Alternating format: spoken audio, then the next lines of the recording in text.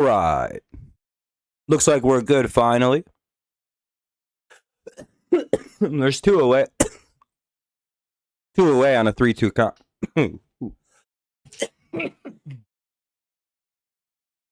Excuse me. Colt Keith will walk in. That'll put a 1 on with 2 out. Here come the Tigers. Right up in your motherfucking face, Walker.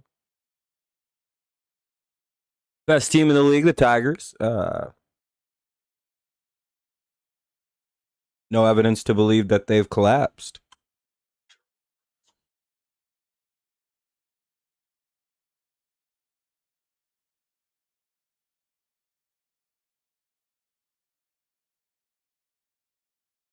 All right.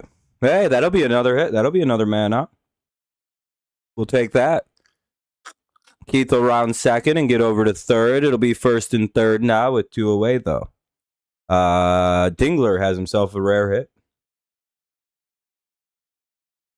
Damn, the whole channel's dead again. I was gone for too long. So we'll have 2 on as Dingler hits a single. Runners at the corners, 2 away, though. We'll see what old Zach McKinstry can do. Wah.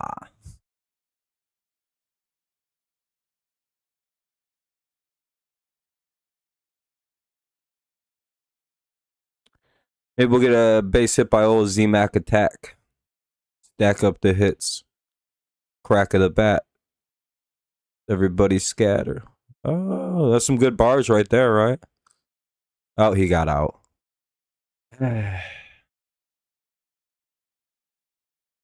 Gave it a little bit of a ride, but it went right to the left fielder, basically. Yeah, I mean, the Tigers are still theoretically alive. But the sudden tailspin here in the middle of August is not a great sign. They have another month to get their shit together, so, you know, it's not theoretically the end of the world, but these last 6 games should have almost all been wins. You know. Anyway, we'll head to the bottom of the first. Tigers failed to get the runs in, but it was with 2 outs. Jensen, Witt, and Caglione. Caglione, or whatever the fuck it is. Well, it's always something that I'd never expected. It's always like Caskidligan. So, and it's like, oh, all right, well, that's a weird name for a guy. It's like McGillicuddy or some shit.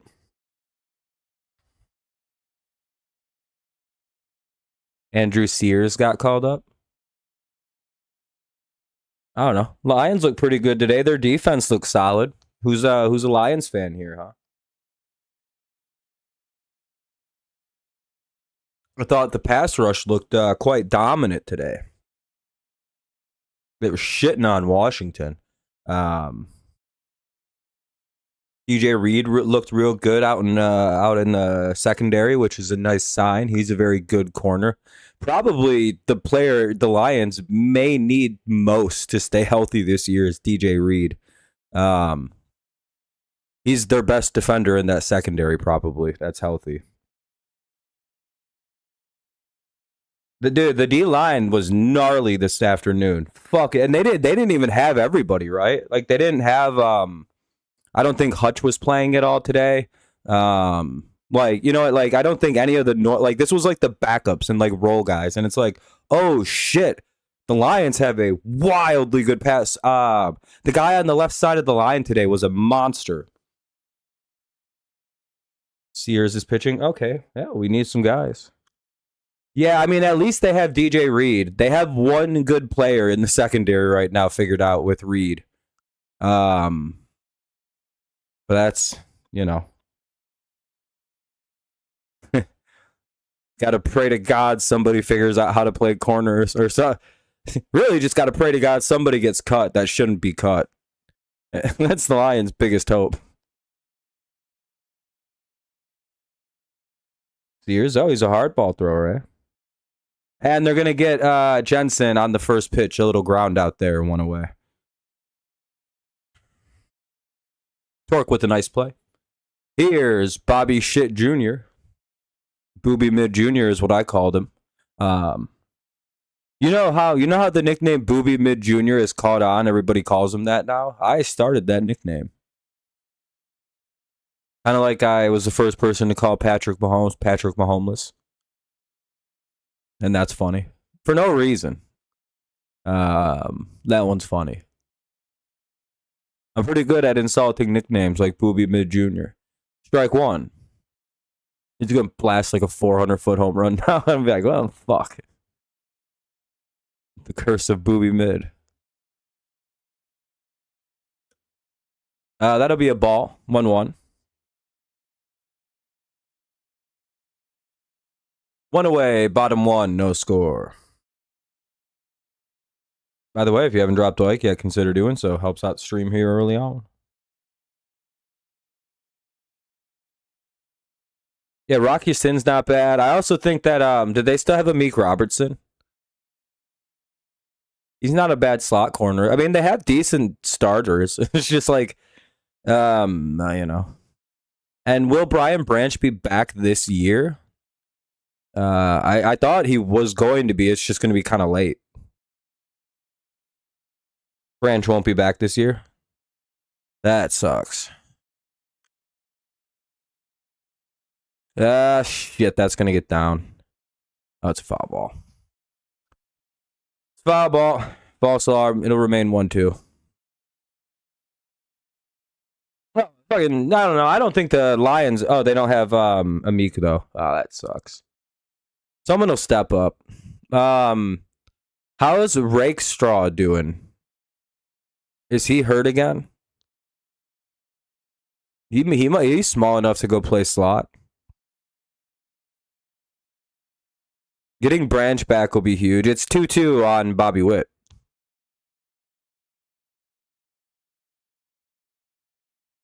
Branch is a player I desperately want to go to the Patriots. With every fiber of my being, I want him in the Patriots. He's Brian Branch reminds me of almost identical. Like he's identical to Rodney Harrison, kind of like a Ty Law type of player. Rodney Harrison, Lawyer Malloy type of safety corner type, who is ridiculously aggressive, but he needs to go somewhere that will tamper that down. And god damn it, he gets a hit. 1 on, 1 out. He's not playing good. That's not good. Oh no, I think the Lions will never let Branch go because he's too good. But I wonder if they do. Oh boy, I'd love him in New England. Let us get our next Rodney Harrison. Give him a little bit of that old school Patriots discipline, and we'll have him playing good ass football. Well, he already plays good football, but you know. That's a player I wanted in New England so goddamn badly. So goddamn badly. He fits everything that goes on in New England. Even under Belichick, he'd have been perfect. Oh. That'll be a swinging strike too. It's 0-2 now on Cags. Yeah, Laporta's going to be out for a minute, probably at least 8 weeks. That sucks.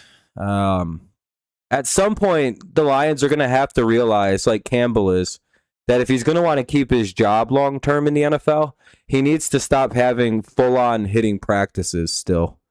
Like, once a week is okay. But, like, I think the Lions full pad practice and hit every single time. And that's a ball in the dirt. The runners don't advance, though. 1-2, it'll remain. Or it'll be. Oh, he got hurt again. No, never mind. Yeah, Rakestraw's out. He's gone. And he'll strike out Cags on a high fastball. Nice pitch there by Drew Anderson, who can pitch good as a starter. But I guess relieving's weird. 2 away. Here's Salvi Perez.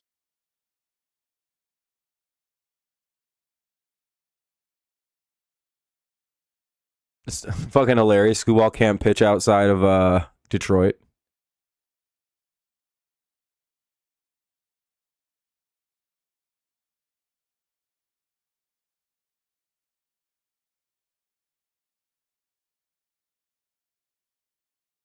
Yeah, Kirby Joseph's career is probably over, which is really sad. He should have never came back as early as he did, or whatever happened last year. No, he kind of sucked. Dude, Skubal just isn't good outside of, like, At least Mize looks all right for the Padres. Like, you know, he had that bad start, but I think he's been good since. 0-1. Detroit really runs like a pitching wizardry camp here.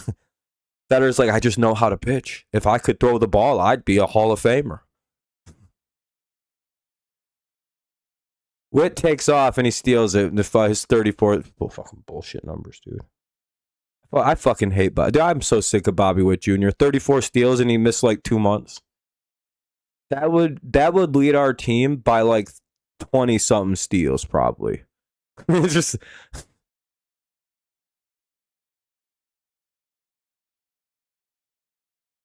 I do think the Tigers though have a genius pitching coach in Fetter. That should be a ground out. And it is. All right, we'll head to the top of the second. 0-0. Bobby Witt almost scored on that shit, dude. I'm like I said, I'm so fucking sick of that guy. He was about to steal third. I fucking hate Bobby Witt Jr. Respectfully, hate him. By the way, it's not like I'm like he's so bad. It's like no, it's like I just hate him. I'm an ethical hater of sports figures. I don't pretend like they're not good. An example of when people do that, you know how people hate on Tom Brady? Or not Tom Brady, LeBron James. Because the Tigers are very slow. We have a bunch of slow guys. That's the real reason. McGonigal's kind of fast. McKinstry used to be fast. The rest of the teams, like Clark is fast, but he's still kind of figuring it out. And that's really it. Everyone else is kind of slow.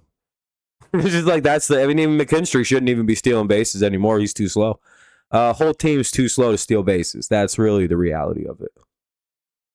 We tend to go for better like pop hitters. It's just how it's always been. We've never really been a steal base team. We have a guy, I think either in double or triple A that has like what the fuck number is he? Last I saw it was like 67 stolen bases. Peyton Graham, I believe, has some ungodly amount of stolen bases right now down in the minors. He'll eventually be here, probably next season in some capacity. I'm guessing because we'll probably move on from Zach. And I believe Peyton Graham can play second, short, third. So, like, he's a super utility player for the infield. I'm sure he could play first. And he's fast as shit. If we make the playoffs, I wouldn't be stunned if he makes the roster as a runner for us. He's that fast. And he steals well. So, you know, and that's like one of our biggest holes is the fact that we just don't steal bases. We run the bases very well, by the way. Outside of Zach McKinstry, we are a very good base running team. First to third, we're very good at. And that's like an indication that we run the base as well as a team. 0-2 here on Callahan. It's cool, JK walk off. That's fun, man. They threw him like an 0-2 pitch, like right down the middle. Or like a 3-2 or 2-2 pitch, like right down the middle, though. It's like, oh, where do you think he was going to hit the ball? It's like the one spot you know not to pitch that dude. I bet you if you looked at a chart, I know this is going to sound stupid, but Callahan strikes out one away. I bet you if you looked at a chart for Jake Rogers, I bet you 80 to 90% of his MLB hits have come on a pitch right down the middle. And I'm not trying to be mean or shit on the guy, but I guarantee if you like actually look at it, I bet you they're dead center fastballs. Or like a changeup that leaves over the middle. Like I guarantee he's never probably hit something like, you know. And he clobbers them. He's got a decent pop for a fucking, what is he, 5'6", 5'7"? Weighs like 160. He's built like me. It's just, I'm like, I might even be taller than him.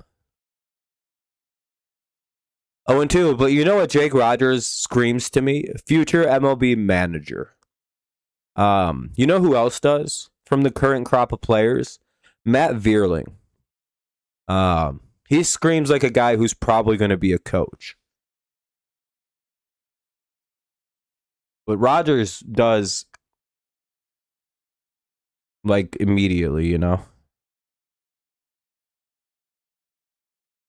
Yeah, we play Scooball when he comes to town with the Dodgers. Should be interesting. And Torkelson strikes out 2 away. Some terrible at-bats here against Waco by Callahan and Torque. Here's Clark. Clark hits a double. It's just like, yeah, it's not that good, guys. It's fucking Michael Waco. You know, his family came up with the name for the puppet, or the noise, the one puppet that goes Waka Waka does. That's his family's claim to fame. I'm sure I've told you guys this before about the Wakas. His dad was a desperate drug addict and sold their family name to be said by a Muppet for about $75.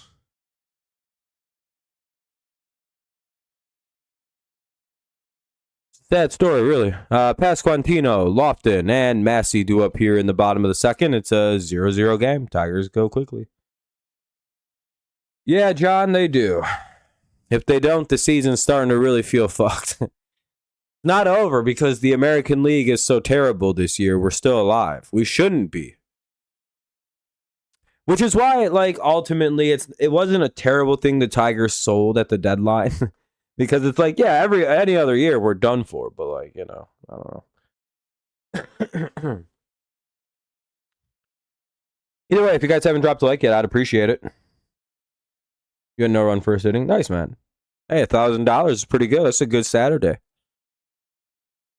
Make sure everyone drops a like. Helps stream out because some people in here, especially if you don't feel like chatting. Helps out my channel. Helps out the stream. Really, it shows the U.S. government that you don't give a shit. That you're rebellious. That you'll watch Major League Baseball with a guy who does not have the express written consent of Major League Baseball to disseminate any of the game. And that's what I'm doing. We're fighting the system here. As are all the live streamers who do this technically. I think this is technically illegal. I don't really know. You know, like stopping to think about, like, you know how they say, like, no broadcast should be disseminated. I wonder if that's technically what this is. A dissemination of the game, because I'm like watching it and telling you what's happening. But I don't know. Yeah, Guardians got worse. I don't even like their season sucks too. No one's having a good year except like Chicago, the Yankees, the fucking Rays, the Red Sox. And that's really it. Every other team is having kind of a shitty year. Ball one. You know what's crazy?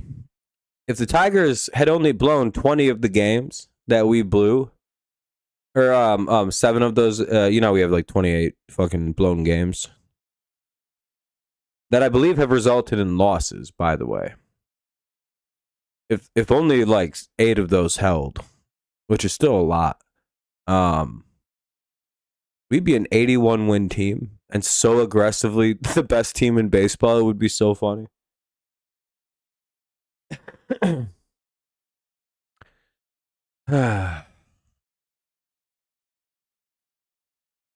really sad if you stop and think about it.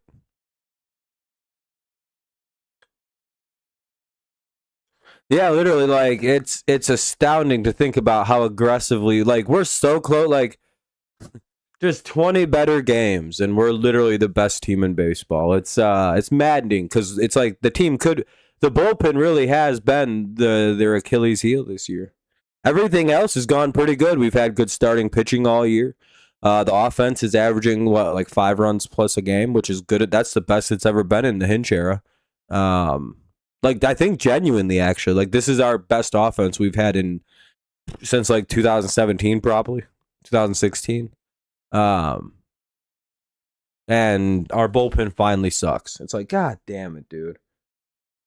We'll see. I don't think having Skubal changes any singular thing about the way the season has gone right now. Starting pitching still has not been the problem. Drew Anderson's been a better starting pitcher since the trade with Tarek Skubal than Tarek Skubal has. And you can't really argue with me. Try to. I don't know. Drew Anderson isn't giving up 3 runs a fucking game to the Pirates. I don't fucking know. I thought Drew Anderson gives like 3 runs a start. Not in an inning. Now, he hasn't given up no 6-run starts. That'll be a pop out one away. They both pitch 5 or 6 innings at a time. I don't know. I think the Tigers are in a unique position to where I know this is going to be a hot take. I was against the trade, and I still am. I just don't think you should trade players like Skubal on a. It's bad for the team morale thing, but also, like realistically, they don't need to fucking break the bank on pitching.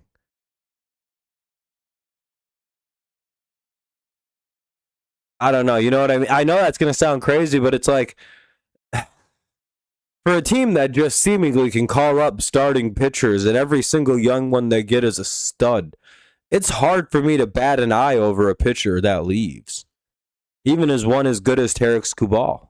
It's like 1-2 now with one away. Of course, I'd want him to be here. It'd be much better for Lofton. One out, bottom of the second, no score.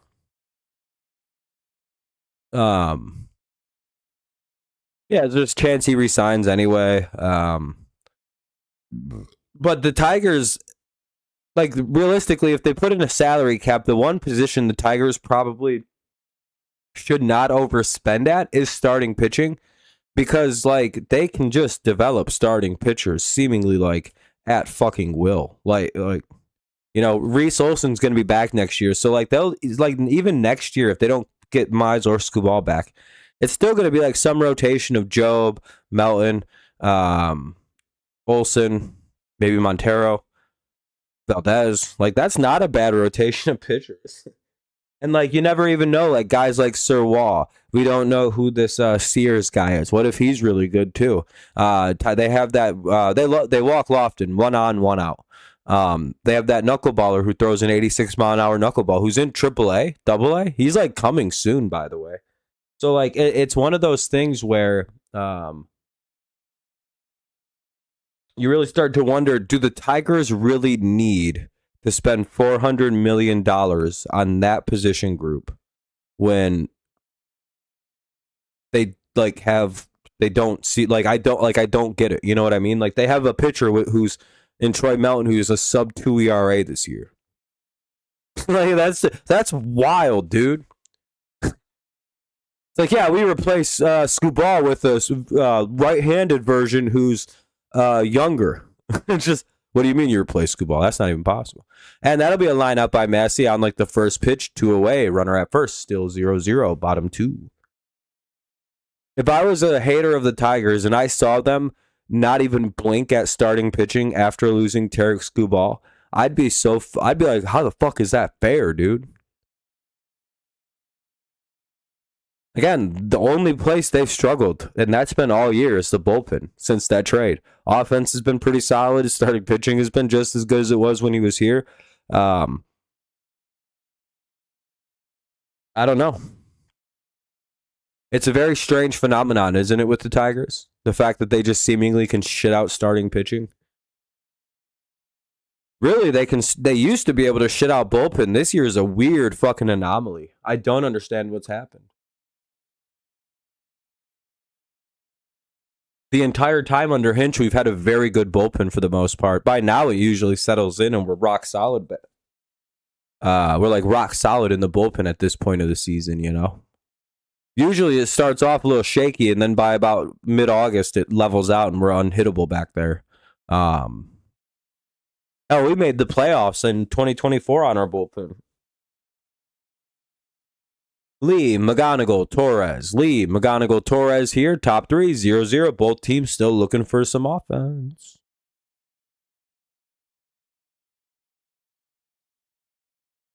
What up, Daniel? Yeah, Dingler, I don't know what's up. I wonder if his hand's fucked up. Yeah, two-way, they do. They really, truly do. Scooby-Dooby-Doo. Where are you? Yeah, that's what I mean. As long as he can stay healthy and like, you know, he had some weird young guy stuff. I think We really do have a trio of tremendous young pitchers. Really, and if they can keep Montero, because I believe he's only here on a 1-year contract right now.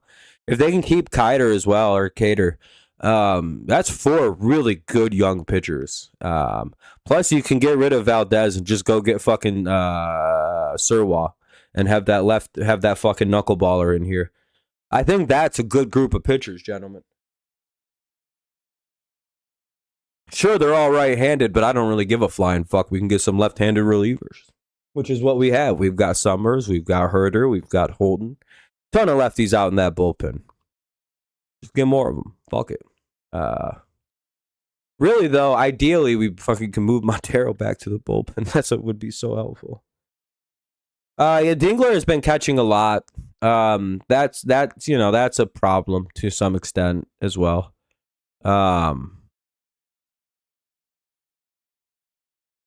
I think it's his hand is hurt is the problem. What's up, Pete? I really do think that his hand never really properly healed because he can't really throw guys out anymore either. He's had some wild throws. He's not just, damn, 1 pitch, 1 out. Lee gets out on the first pitch. Now we're at the top of the order. 1 out and nobody on. Top 3. Here's McGonigal. Oh, yeah, I keep forgetting we'll have River Ryan, too, technically, who could be in the starting rotation. Yeah, we'll also have that River Ryan. We'll get to see what he can do.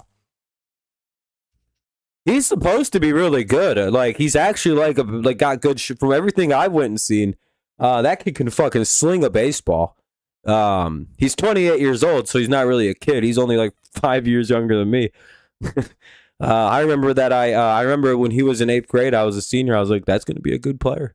And I gave him a noogie and pulled his underwear up over his head and pushed him down. Suffered his first injury that day. I didn't know he was going to suffer so many more. Might have been in 7th grade. Make this joke work better.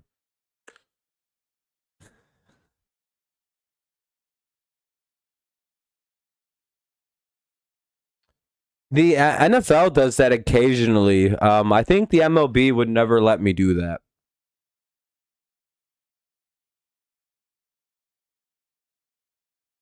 Like the NFL will work with like really clean YouTuber guys. I think like Tom Grossi types.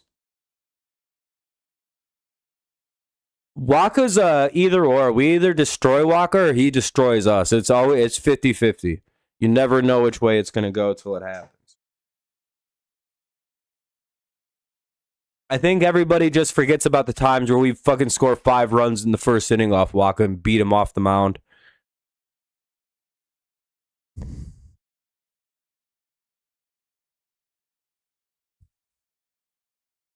Ugh.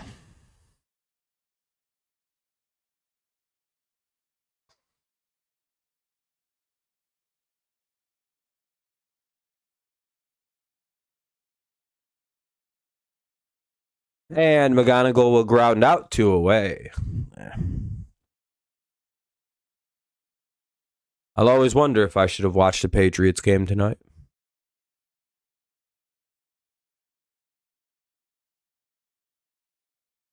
You guys think the Patriots win or go back to the Super Bowl this year?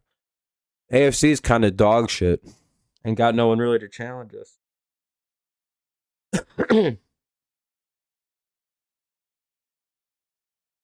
Like, I can't think of a good team other than the Patriots. Denver got a mid-ass quarterback and a bad coach. 2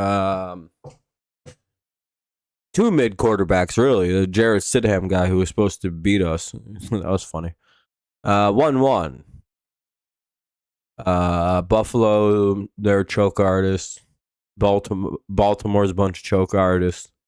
Mahomes is overrated. Hasn't had to play the Patriots again in a while, so that won't be that difficult. I don't know. I mean, the Chiefs ain't got nobody on that football team worth the fuck outside of Mahomes. Justin Fields is like their best receiver right now, outside of Kelsey.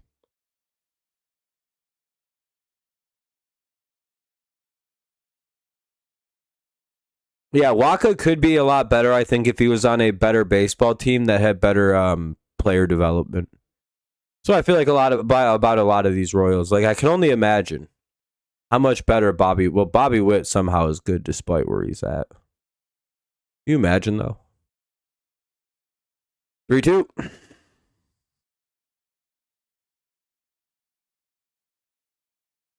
Texans will be the exact same team as they were last year. I don't think they added or changed anything, did they? Like they'll be a little healthier in the receiver department, but like I don't know. I think C.J. Stroud is wildly overrated. He's going to be my new example of why you never crown a player after the first year or call them a bust after year one in the NFL, especially the quarterback position. My 3-year rule is now. Mac Jones was another really good example. Sam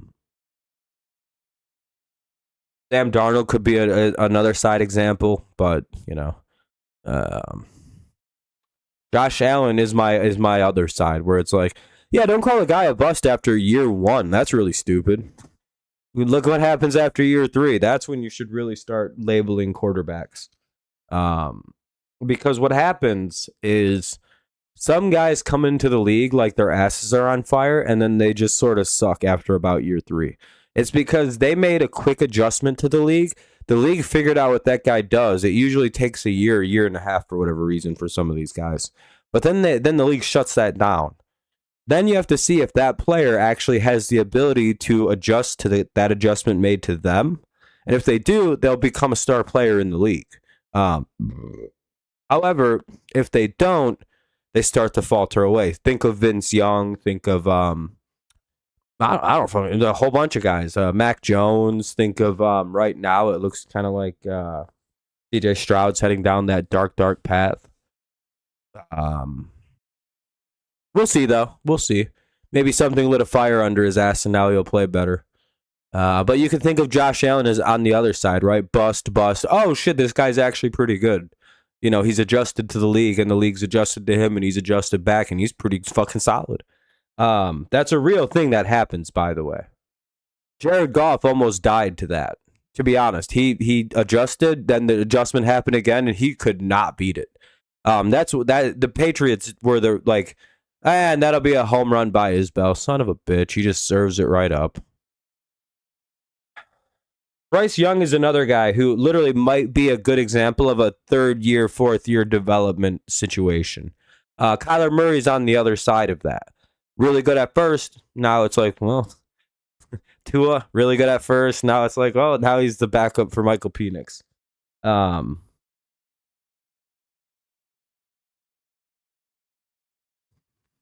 You know, it's how she goes. Never trust them the first 2 to 3 years are very much a mirage. It's very much a quarterback unique position thing too. Because rookie receivers can come in and just be ballers, and they'll be ballers for the rest of their career. Sometimes it's just like, well, I'm faster and I'm 6'2", so it's like 3 guys can actually cover me. Just, yeah, I'm Justin fucking Jefferson. Who's going to cover me, dog? I'm good the entire career. Or like Jamar Chase. He's like, yeah, I'm just good, dude. The fuck do you mean I'm not going to be good? 2-0 on Jensen, top of the Royals order here in the bottom of the 3rd. 1-0 Royals lead. Unfortunate.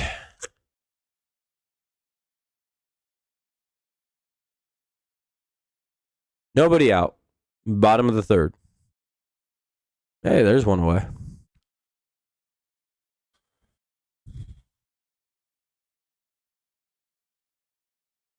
I low-key think the Seahawks have a wild regression this year.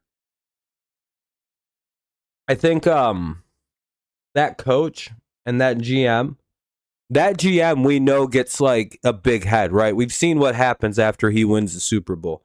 He fucking does start doing the craziest shit I've ever seen.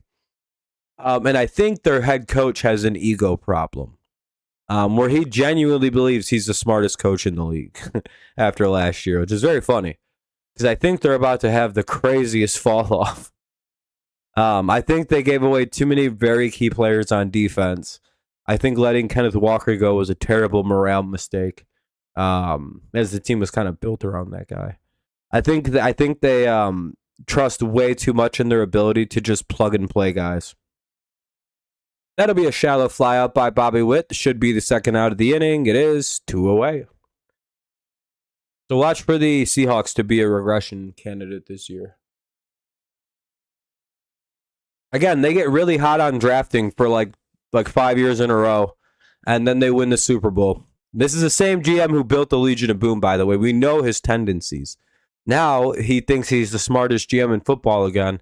So now he did a bunch of weird ass draft picks this year that like were not kind of like typical of his last 4 to 5 drafts prior to this one. It felt a little off, didn't feel as smart. You know, instead of getting guys like Kenneth Walker, or drafting like Kobe Bryant, all those like really smart corner picks they'd been doing, and all these like smart defensive picks, they just didn't do that this year. And they just kind of were like, we got to replace guys we lost. Wasn't it felt like I'm a smart guy kind of draft. I don't know. By the Seahawks GM and coach. Like Cags is up with an 0-2 count. Yeah, the Rams are going to probably win the NFC anyway. Like, sorry, Lions fans. I hate to tell you that. 1-2. If you guys somehow wins that shit. Denver won't win the NFC or AFC. They probably won't even win their division, to be honest with you. I don't think they're as good as people think they are. I think their quarterback isn't good. I think their offense is incredibly mid. And I think the Patriots, regardless of if you throw Jarrett Stidham or Bo Nix back into that offense, I think the Patriots exposed how to destroy the Denver offense to a point of just like it's irrelevant. Personally, right? Because Sean Payton runs a very beatable offense. Just like, yeah, dog, as long as you have guys that can do it, and the Patriots did, just do that. And you like the NFL is a very copycat heavy league. You know what I mean? And Denver's offense was completely neutralized by the Patriots. It was just completely shut down. Like, they couldn't do anything, right? Like, I don't think having Bo Nix would have changed that game. Like, 100%, it's not going to change anything. It's not. It just doesn't matter. I think when something like that, like the Patriots could be in the same boat, but like Josh McDaniels is a lot better fucking offensive coordinator than Sean Payton, personally, I think. Sean Payton's like, well, I had Drew Brees. It's like, yeah, congrats, dude. Yeah, wow, it's crazy. You had like the 5th or 6th best quarterback of all time. No, I don't know. Josh McDaniels only has Tom Brady under his belt, but whatever. Who gives a fuck? We're not measuring anything. I don't know. I just don't really think too much of Denver. Somehow they're going to fuck that up and let Kansas City win that division again this year, and it's going to not make any sense. Mostly because Sean Payton's got a big head.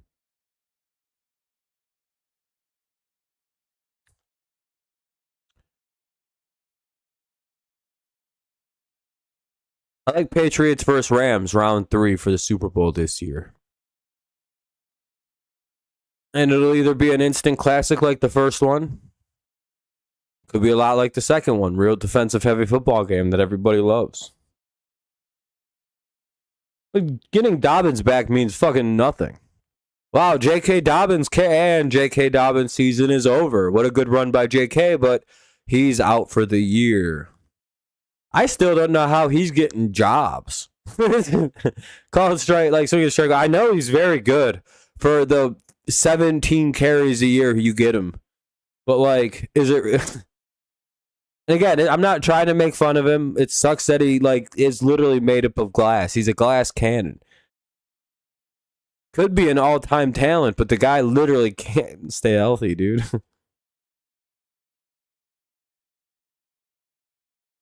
You better watch out. The Broncos have J.K. Dobbins. It's like, oh, wow, yeah, for one whole game, that's going to be crazy.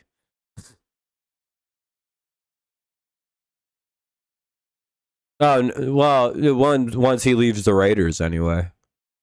And that'll be a line out by Colt Keith. That was a nicely hit ball, but one away.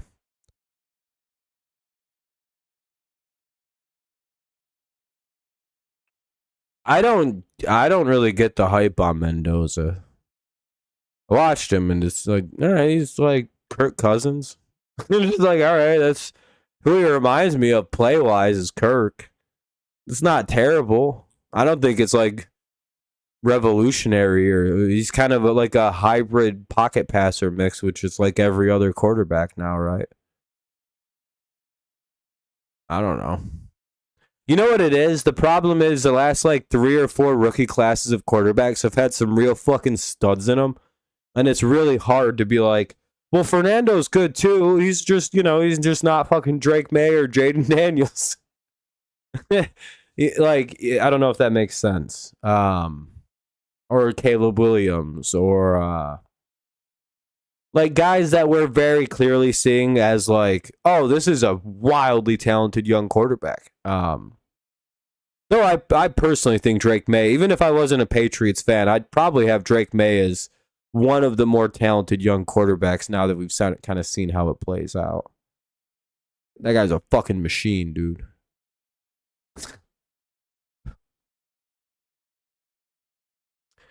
Playoffs were a little rough, but he's in his second year, He'll get better. 1-2. Runner at first, 1 away. Dingler got hit by the pitch, by the way. Top of the 4th, it's 1-0. It's already top of the 4th. Top of the 4th, too, yeah.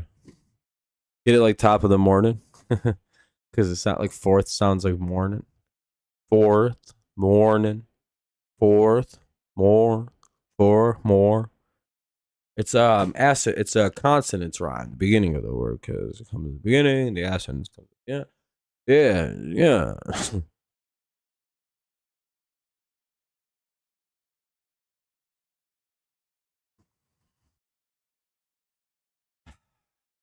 Well, 2 away.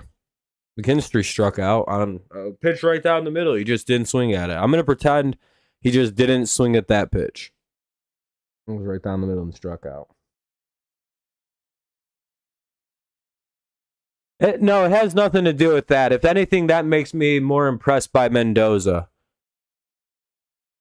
That's not a knock against him. I think that's a major plus for him. Believe it or not, I actually find that to be, if I was a team, I'd want to draft him because of that. A lot of adversity. Like, he's probably going to be good. I just feel like because he doesn't have the same kind of athletic prowess as some of the guys that were drafted recently. Like, I don't think he has a better throwing arm than a guy like Drake May. He's not faster than anybody that's been drafted lately, really. He would be like the 4th or 5th best quarterback in most of the like last few classes, which is why he was still there last year. Right? I don't know.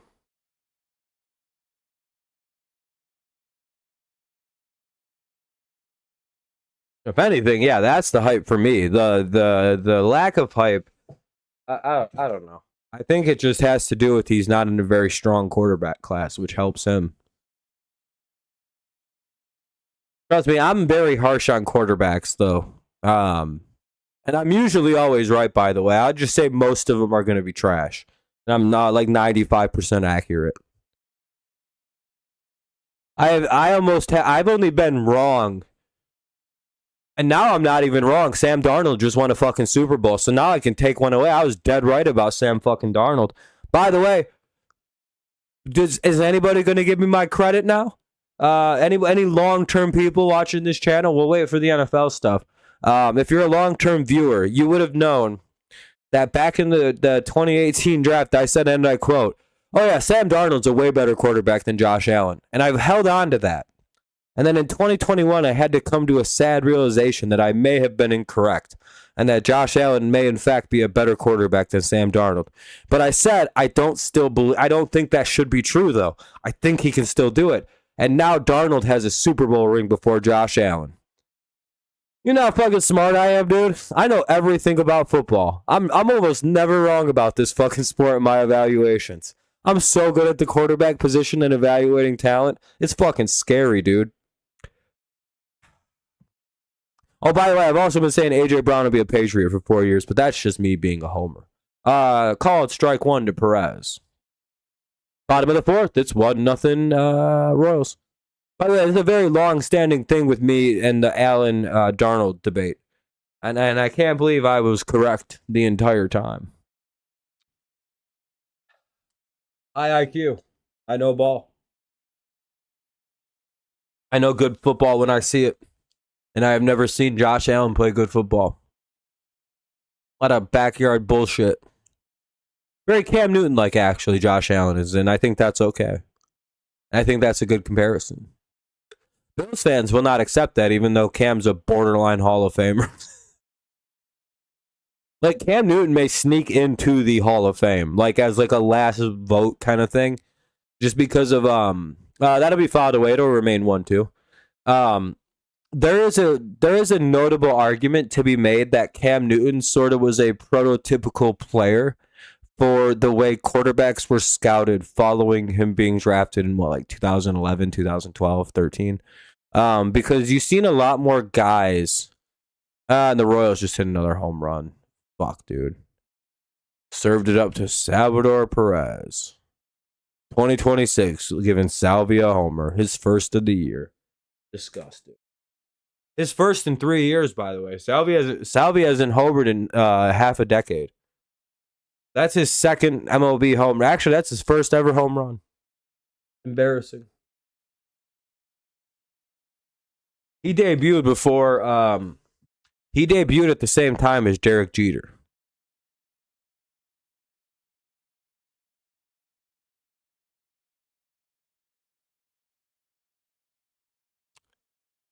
You guys want to know a fun, real fact? There exists footage of a Barry Bonds home run in like 2004, maybe 2003, where it was against the St. Louis Cardinals. Then the Los Angeles Cardinals before they moved to St. Louis. But the St. Louis Cardinals,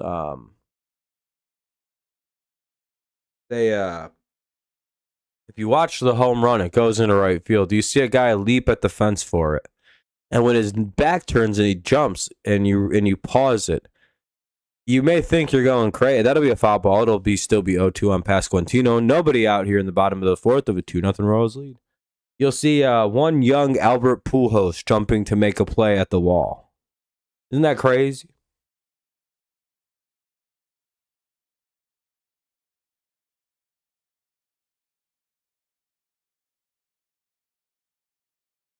I think it's crazy.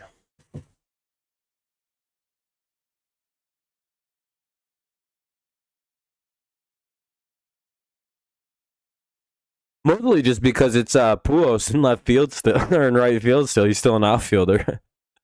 It's like when you watch old Marlins games and Miggy's playing left field. You're like, what the fuck? And he's like decently speed and he can like track fly balls to the gap. And you're like, what the fuck am I watching?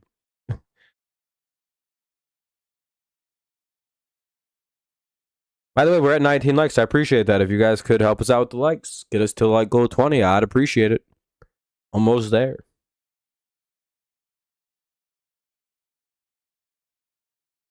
1-2, bottom four. It's 2-2 now.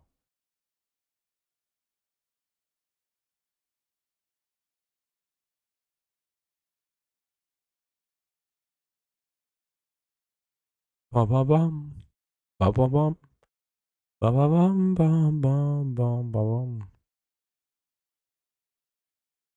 That's a no.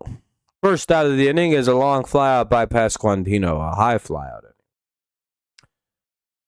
One away for Lofton. 2-0 Royals. One out, bottom four. Make sure you get up and stretch if you haven't in a while. Get them get your blood circulating so you don't get no blood clots.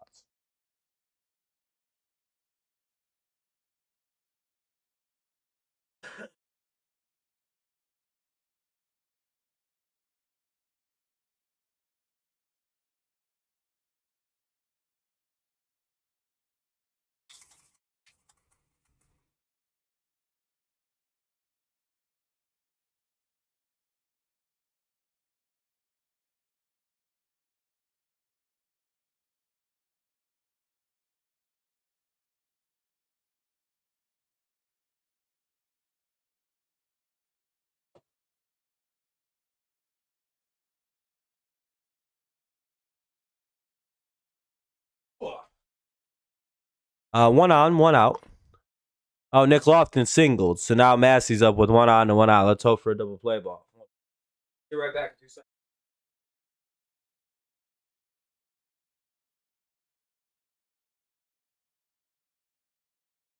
Like 5 or so.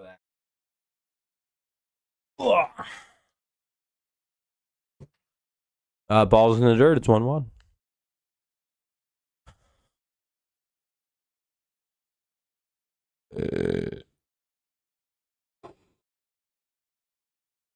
Philly's having a good game, it sounds like. Smoking the cards.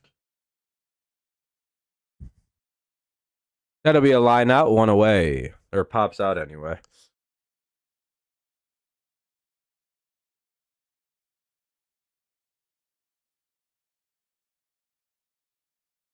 Not really. What is it, like 4 teams that are over the fucking cap? Like the Tigers, Yankees, Dodgers, and like the Padres are the only teams that are actually like sweating, like the Mets. It's like 5 teams that actually are in. Most of the teams are actually probably sweating the fucking salary cap that's coming, more so than the fucking the cap. There's what, like 12 teams, 13 teams underneath spending 175 million a year. Those are the teams that are fucking stressing. I guarantee you, Cleveland's more pressed that they got to spend 90 million more dollars potentially next year.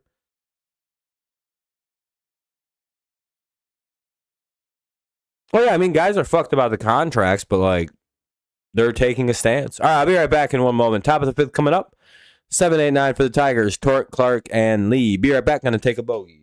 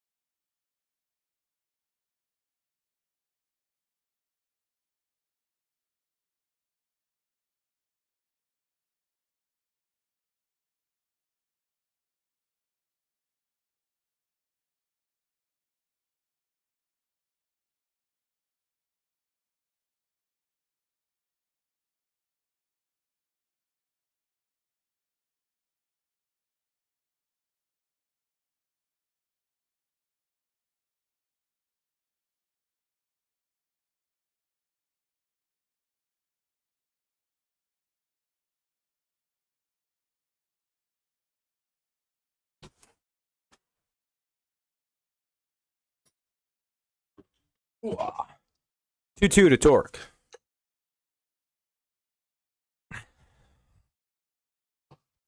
I also think there's somewhat of a conspiracy going on with the owners of Major League Baseball in that they're allowing the Dodgers, if not helping the Dodgers do what they do, um, in an attempt to sway public opinion towards a hard cap for the salary cap, um, because they genuinely want to pay the players less. And their last great effort to pay players less because they genuinely have zero power otherwise against the MLB Players Union, because they learned during the last lockout, the big one in the 90s, that if they try replacement players, nobody's going to watch because the Torkelson strikes out one away because the quality is horrible, like genuinely dog shit. It'd be like me and my buddies out there being like, "Yeah, we're scabs. Fuck it, I'm in the major leagues." It'd be guys like me out there.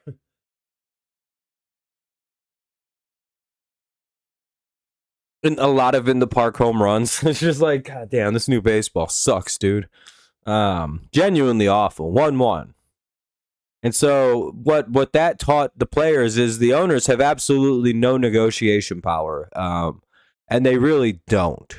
That's why the players always win. Like they just do. Like think about the COVID year. Yeah, Joe.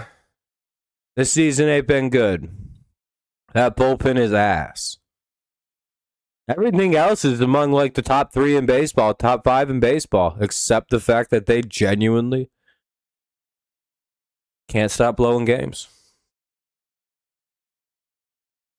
Just take away, let them keep 8 of them, which is still a ridiculous amount of blown games. And they have 81 wins and are, I think, the number 1 or 2 team in all of baseball this year. Isn't that crazy? That this is an 80-win team if their bullpen was still pretty mediocre with 8 blown games. And that'll be 2 away on a couple strikeouts. Here's the bottom of the lineup, number 9, Lee. 2-0 Royals. And now we're tail spinning in a playoff race in which we were like within grasp of just dominating, but then we've shit our pants over the last 9 games, really. Right now we're on game 8.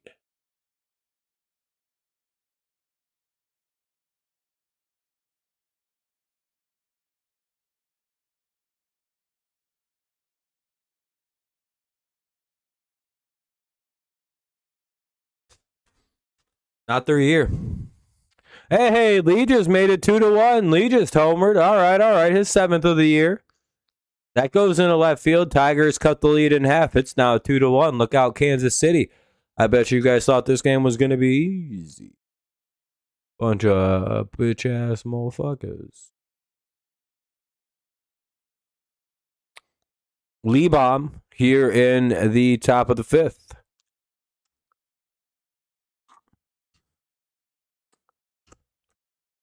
Here comes McGonigal to hit a McLong ball. Get it? Long.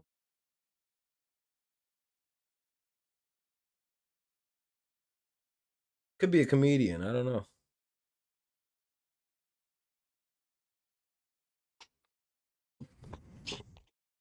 Ball 1. Go up and do stand-up comedy and just do jokes like that no one understands. And then the guy was just like, and just start laughing. Like really hard for no reason. Or like, this guy fucking sucks, dude. I'm just like, and then I was like, what the fuck? And then they said, you can't do that.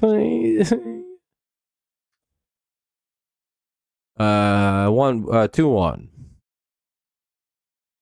2 away here in the top of the 5th. Man, my nose is bothering the fuck out of me.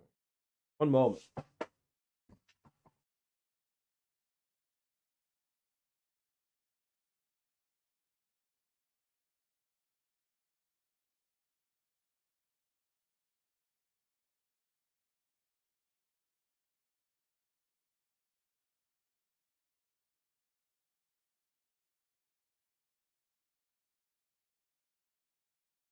Man, my nose is fucking just itchy as a fucking bitch right now. Hate it, dude.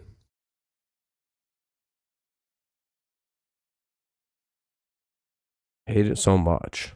And that'll be the third out of the inning. We'll head to the bottom of the fifth. Oy. Isbell, Jensen, and Witt Jr. 9-1-2 due up here for the Royals. Tigers cut the lead in half. It's 2-1 Royals. Isbell, Jensen, Witt Jr.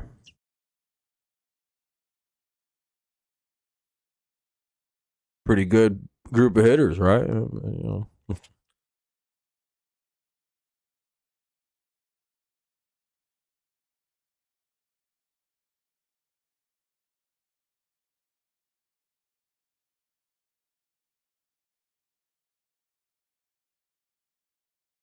Dun dun dun dun.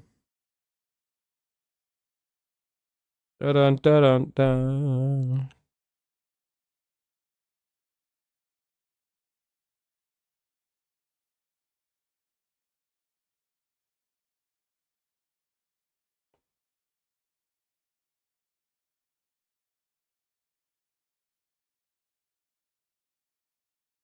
Dun dun dun dun dun dun.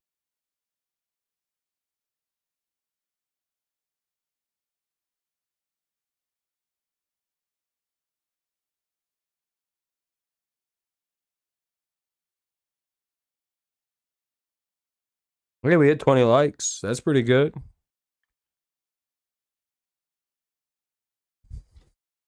You know, it's crazy. Not one singular person here reacted to the How Yoli home runs. Bunch of fake Tigers fans.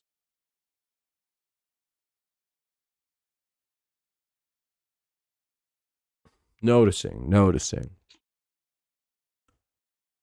Anyway, bottom of the fifth. Here's Isbell. No, it's fine. I mean, you can react now. Yeah. Whoa, home run. No. It's cool. I'm just messing around.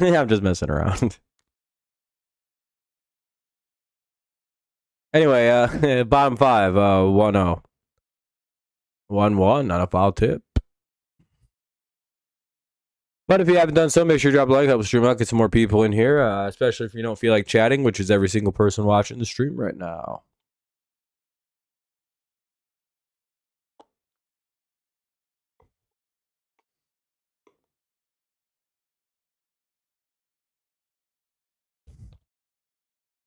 Any help's appreciated. Saturdays are slow days here on the channel.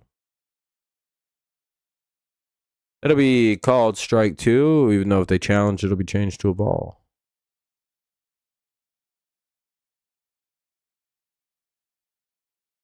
Yeah, I'm just messing around anyway, man. You know what I mean? I'm surprised they didn't challenge that. That'll be a ground out, 1 away.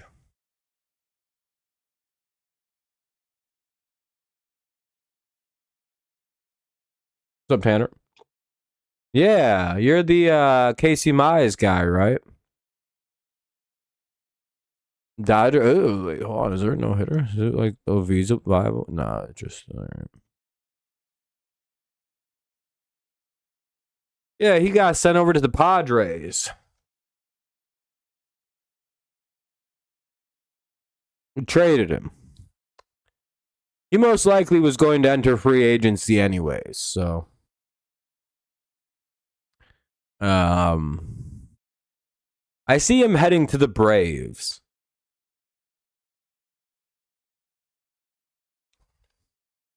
Is that an accurate way to sum up his baseball fandom? Is that he would like to be an Atlanta Brave, do you think?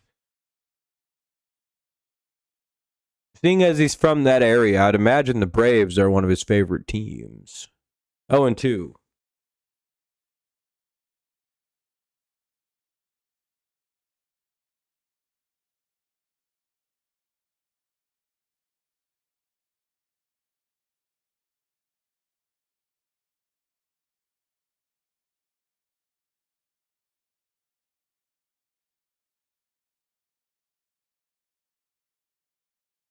That would be ideal for his family. A lot of us around here would go for sure. Yeah, I was going to say, most likely he's a Braves fan. It'd be real weird if he wasn't. And I'm guessing his whole family lives in that area anyway. So it's like, I think they're from Alabama or some shit like that, or from Georgia even. So I'd imagine he probably wants to head down somewhere there anyway.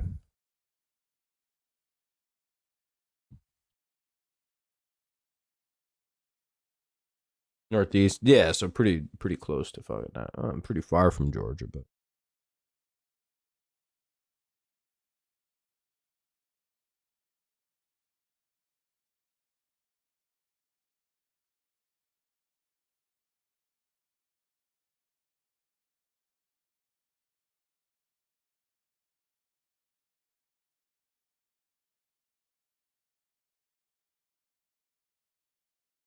it's 3-2. 3-2's fouled away. It'll remain 3-2.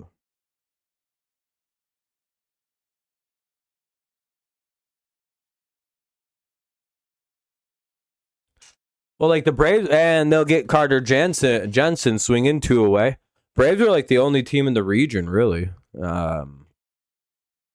got like Florida teams, I guess.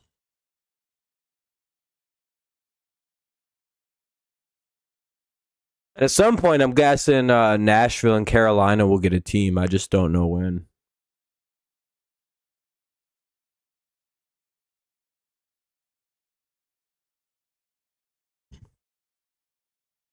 In all honesty, the Rays should be moved either to the Nashville or over to Carolina. And I'm thinking the White Sox end up getting moved to either Nashville or Carolina.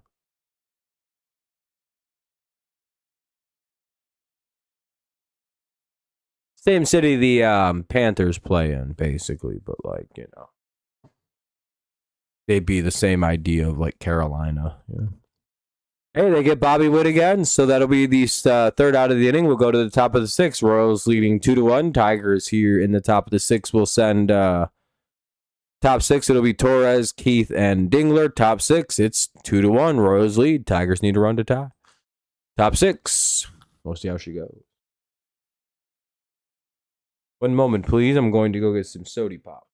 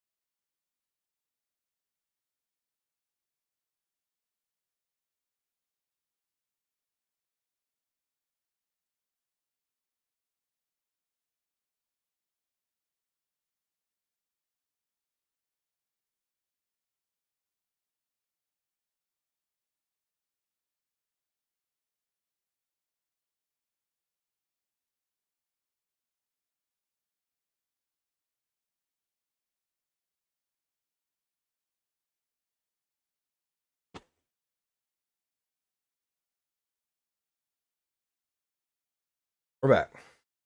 I mean, it's possible Scooball comes back. But if there's going to be a hard salary cap, probably not. He probably is not coming back. Fun fact, the White Sox are one of the most rumored teams to be moving to Nashville because of attendance issues. And the, what is it, Ohlendorf, whatever the fuck his name is, has been pretty open about being, wanting to kind of be in that market. You'd have to think you'd be quite popular amongst the people of Tennessee. I don't know. I think it'd be a good market for a second team to pop up in the South other than the Braves.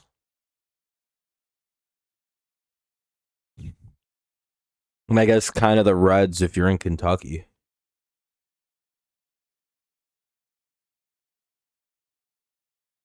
Maybe parts of Tennessee like the Reds. We just ain't got a team.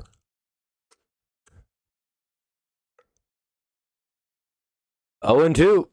Ron Glaber.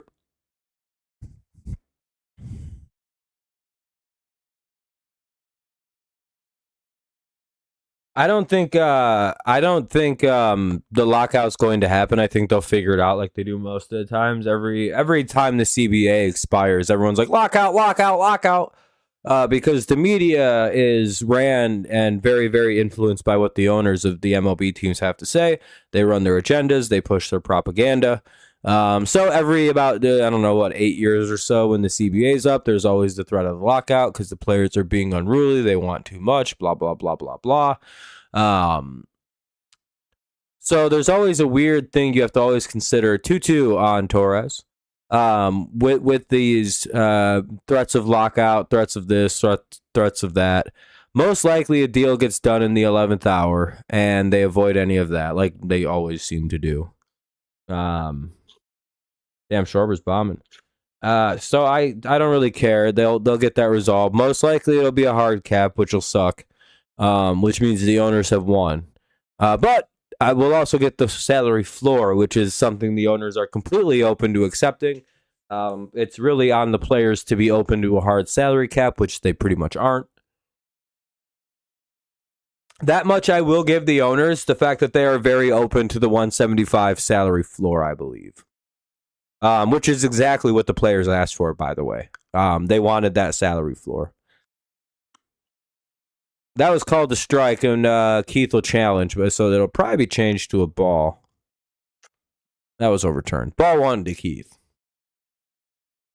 After the ABS challenge. Top of 6, 1 out.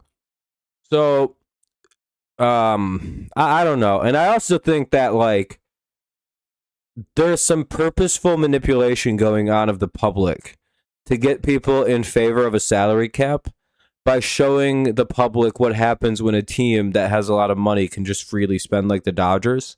And look how bad this is for baseball. That's why teams continue to trade with the Dodgers, because, like, we've seen what a real dynasty looks like in a sport like football, right? Where the owners don't do what the fucking MLB owners are doing.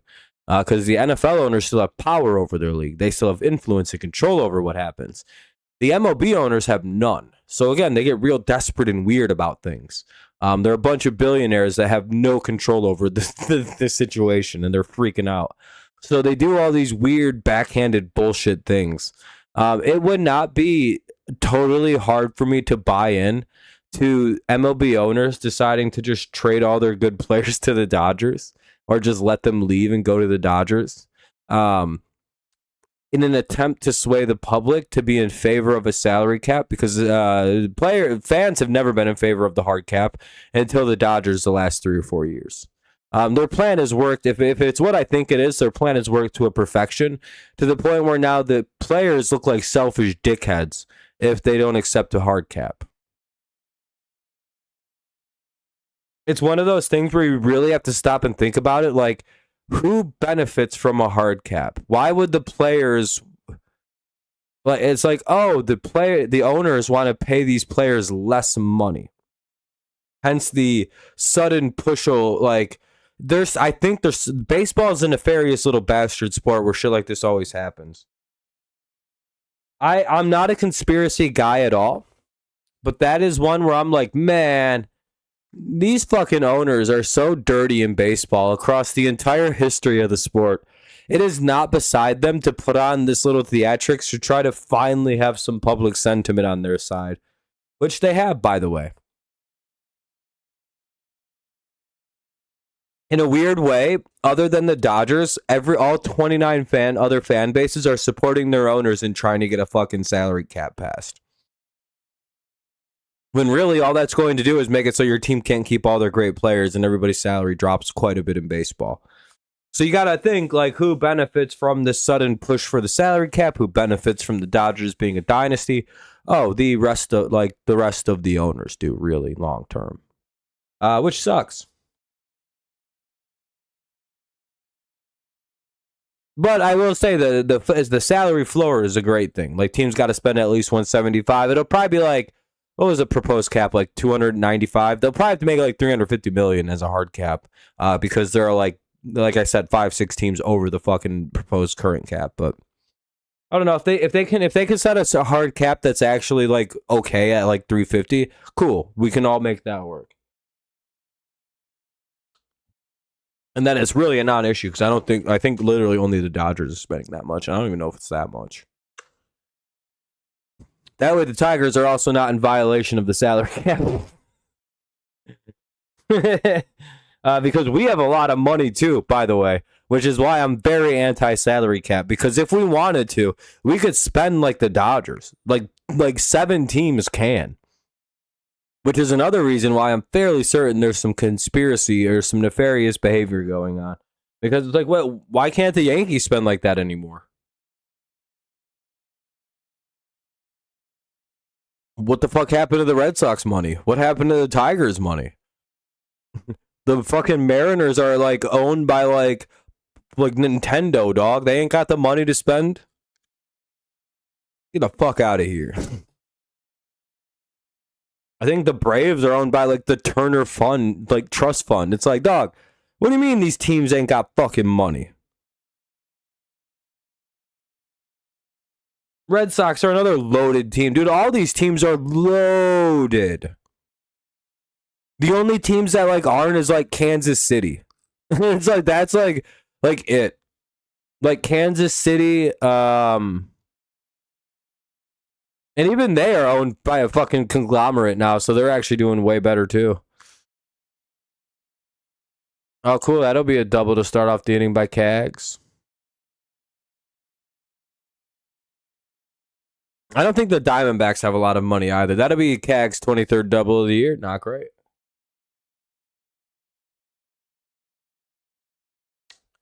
The Rockies have a lot of money.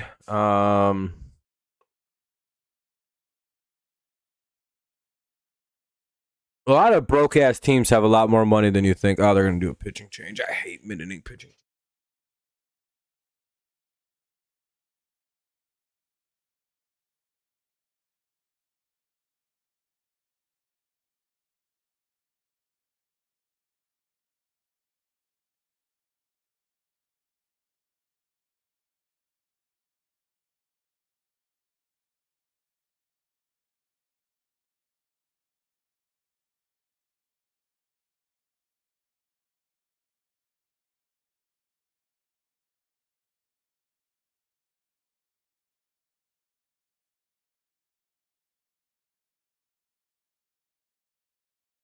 They're gonna go get Rainey. I'll be right back. Just give me like 2 minutes and I'll be right back. Pitching change.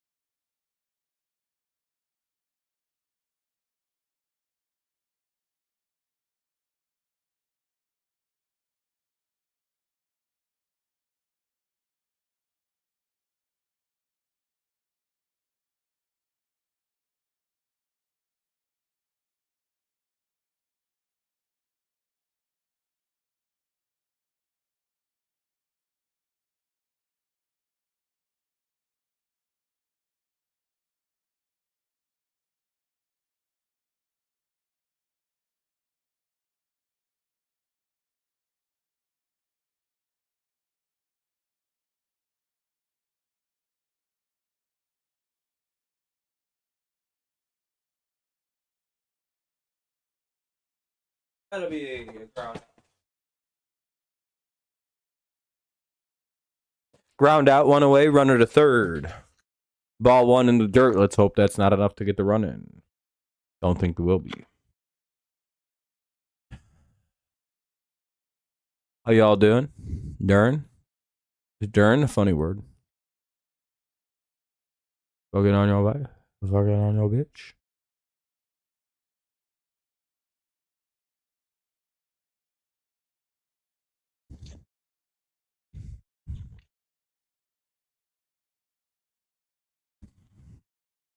Two balls in the dirt. 2-0. Not going to get a lot of luck throwing it down there. They're like, throw it low for a ground ball. He misunderstood. You just start throwing it into the ground for a ball. It's all right. Yeah, that's what they meant when they said throw it low for a ball, dumbass. 2-1.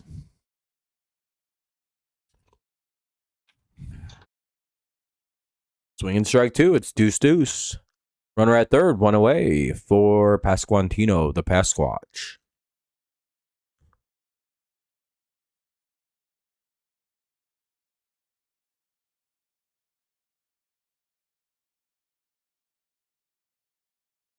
Oh shit, it's almost week 0 college football. You excited? I got either CMU or WMU winning the whole championship this year. That should be a ground out right over to the first baseman. 1 away or 2 away. Runner has to hold over at third. 2 down.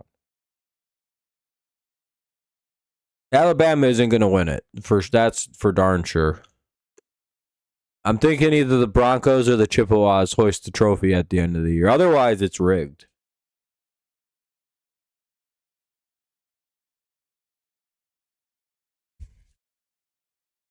Are you doing another pitching? Oh, okay, it's just the catcher going to talk.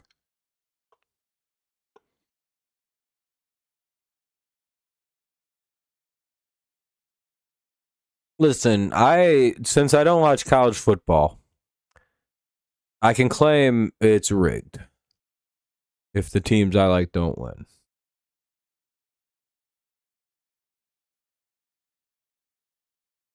I don't fucking know. His arm's probably about to pop, and he probably needs Tommy John. Ball one. 1-0. Whenever somebody drops mile per hourage, I think the solution's always staring everybody in the face and nobody wants to say it out loud. Mile per hourage drop in the fastball is usually pretty associated with the elbow not being good. And that's usually Tommy John is on the horizon. Which is why I think Scooball is not really going to, even if there is a season next year, which there will be, I think Scooball is going to need Tommy John surgery sooner rather than later. Hence, like the sudden decline in ability, can't really pitch that long. Following the elbow surgery, it's not like he's gotten any better, you know. Mile per hour just still down. The pitches are much more hittable than usual. The changeup doesn't have as much bite and break. You can go on and on and on, right? Which is why when he throws it down the middle at 98 and gives up a home run, he looks all shocked. It's like, yeah, dude, that's just like what you are now. You're not that guy anymore. You can't throw it 102 anymore. And I always associate with mile per hourage drop, or droppage in mile per hourage, as a clear indicator that the UCL is starting to go.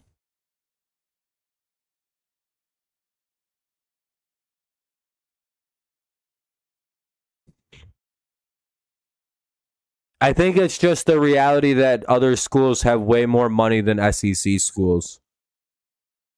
And when the playing fields feel even and you can get more money from like a better school, people long term would prefer not to go to the SEC for some reason. You know what I mean? Like if I had a chance to go to like a competent University of Michigan or a competent University of Bama, I'm probably going to go with Michigan. Because if like say football doesn't work out like super long term, I at least then can fall back on like the University of Michigan degree or like an Ohio State degree, or like you know what I mean, like a Wisconsin, like a Northwest, like and another. That makes sense. Fucking the guy's been throwing the ball at the ground the entire fucking inning.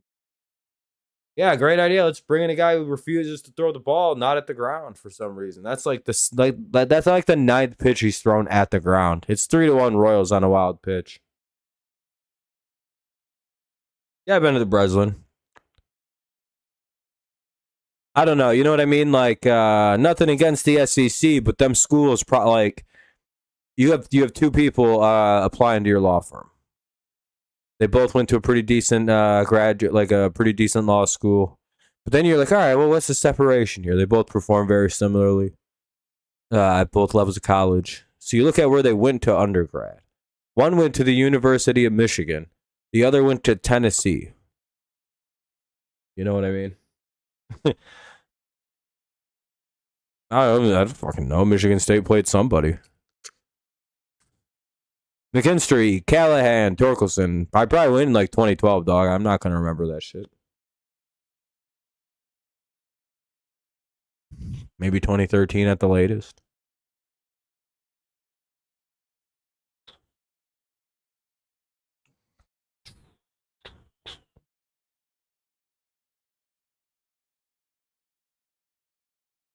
I mean, there's a reality, right? Like, you're probably going to hire the guy that went to Michigan.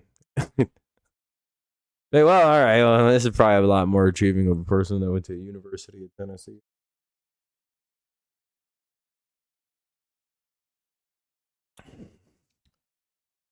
I don't know.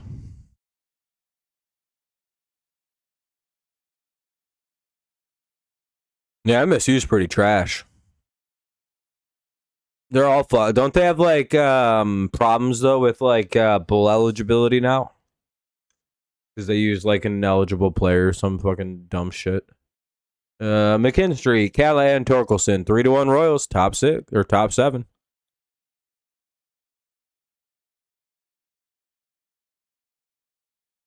The Eagles lead 14-10. Yeah, it's pretty good, dude. I don't care about preseason football. You really don't get much out of it other than seeing what your depth looks like to an extent. And I guess the first 2 drives of any game are worthwhile. Since they changed the preseason up, I don't even know how to follow it. Half the teams don't ever play their starters. So it's like, well, like half the league doesn't even like the Lions. I don't think Goff's going to play ever in the preseason. I don't think St. Brown is. I don't think Ja Gibbs it. Like, you know, how do you even evaluate what the Tigers are?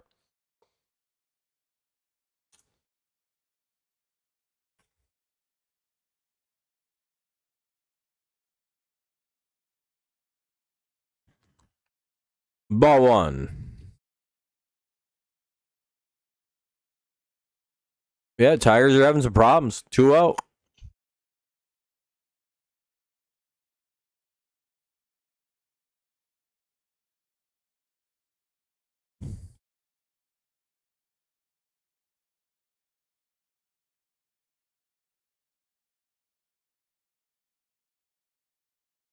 Two one. Yeah, because that's like a gay thing to cry about. I'm not gonna lie. Who gives a fuck, dude? You can know what play is going to be ran, and like I don't know. I think knowing your opponent's plays means absolutely nothing. I think it means shit. I don't think it means anything to know my playbook. Like jack shit. I don't think Michigan got any advantage from that at all. Just like I really genuinely do not believe the Astros got any advantage from knowing what pitches were coming. None. None whatsoever. I promise you. Other than like the same advantage you get sometimes from when your guy standing at second goes fastball, and like throws the one down at like that's all the advantage was. You still got to hit the pitch. You still got to make the play. You still got to make a tackle. You still got to catch the ball. You still got to execute. I don't think it means nothing to know that what's going to happen. If anything, that could fuck you up a little bit and make the anticipation horrible. They only won the national championship that year, went undefeated because they knew the other team was going to run the ball that play. That sounds retarded. Well, if they didn't know that they were going to run it, that other teams were going to pass it instead of run it on this down, they wouldn't have won the national championship. Like, I don't think that's how that works, but okay.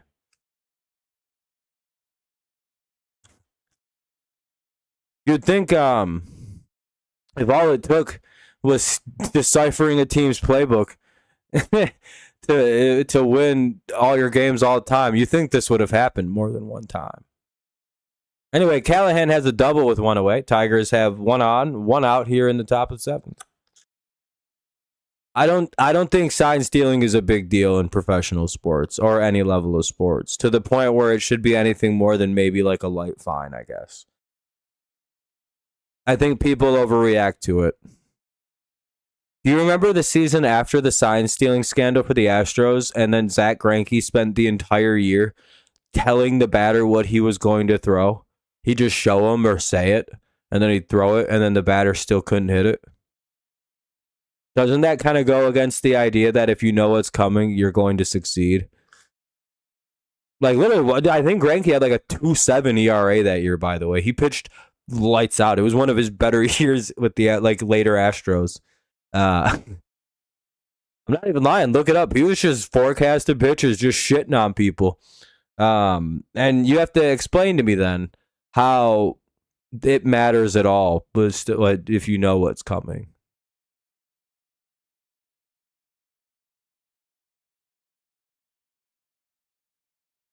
I don't think an NFL defense could know that you're going to run they know when you're going to run it anyway. But like you could tell them, hey, we're going to run it. And I don't think the result of the play will change whatsoever. Like, I just really don't. Like, I just really don't.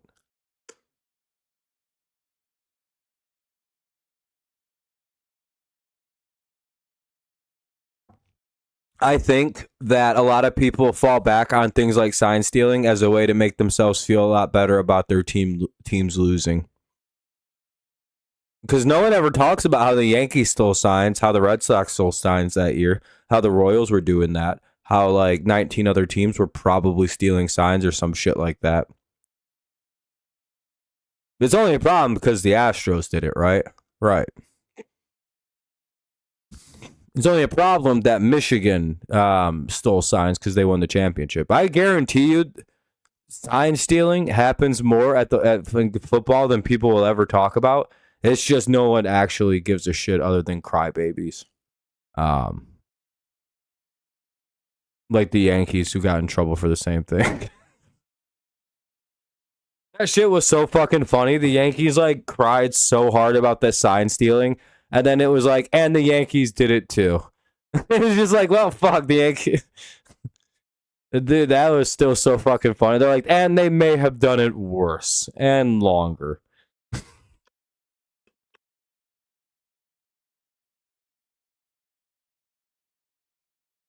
By the way, is it even against the rules to decipher a team's signs or to even steal signs in college football?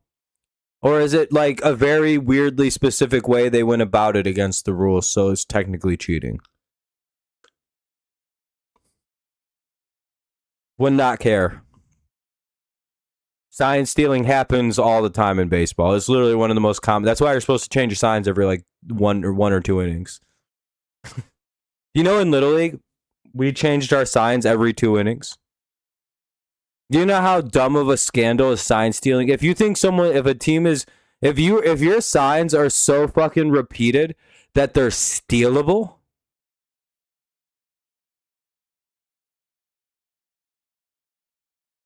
that's on you as a franchise, by the way. It's not on the team stealing signs. Every single team steals signs.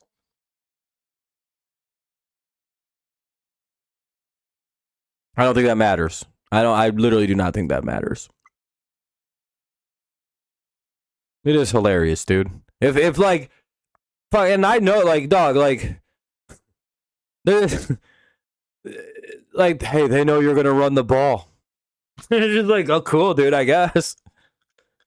Like, I genuinely do not think like, and again, if the signs and the playbook and everything, like, if the signs are so fucking learnable, and you don't change them, that's on the fucking team, dog.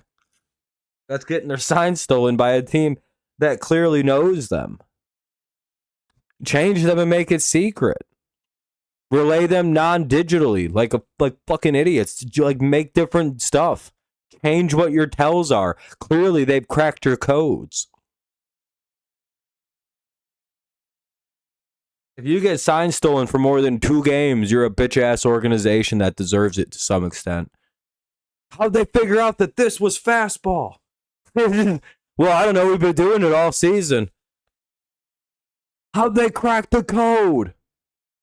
It's like, dog, I don't know. How'd they know that's run on first down? How the fuck did they get that? It's just like, I don't know, dog. Change it, maybe? No, I'd be mad at my own stupid-ass team for getting this shit stolen on them. By the way, the Dodgers were also implicated in sign stealing in that exact World Series. Again, people only give a shit because the Astros got caught. People only give a shit because the Michigan Wolverines got caught doing it. And if it was your own team or a team you like, by the way, I don't like I hate the University of Michigan. I hate that I have to defend them. Because sign stealing is like the dumbest fucking scandal in all of sports. It's not a real scandal. And I'm glad that no team ever actually gets punished for it. Ugh. Not in any real tangible way anyway that matters. I thought it was awesome when the MLB was like, no players will be in trouble for this because it's not really against the rules. By the way, do you know what's funny?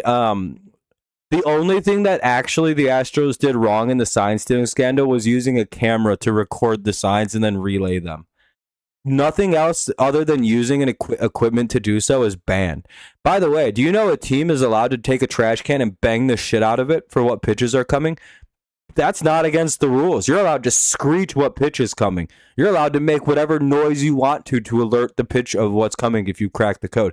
What the Astros got in trouble for was using electronic devices. And the Astros almost didn't even get in trouble for that. They argued that the language in the rules did not even specify that you couldn't use electronic devices because the rules at the time were written very poorly. And they weren't updated to consider electrical devices, right? It said you shall not use any mechanical device in an attempt to record and relay the pitch, which means like a camera. The MLB was like, that means camera, dumbass. They used mechanical so people couldn't use non-electric cameras or something to do it and then cheat. But like cameras were covered, and the MLB's like, nope, it's perfectly worded. And that's how the MLB got the Astros on a really weird technicality. It was something like 19 other teams were in trouble. Thought the exact same thing the Astros did. They were like, well, we can use electric cameras. It's like, no, the rule is written specifically against electric cameras, you retards. So you guys don't go use like some old fucking 1910 camera to relay fucking pitches like you cheating bastards all would. That'll be a strikeout 2 away. If anything, cheating is sign stealing is good for sports. It's funny.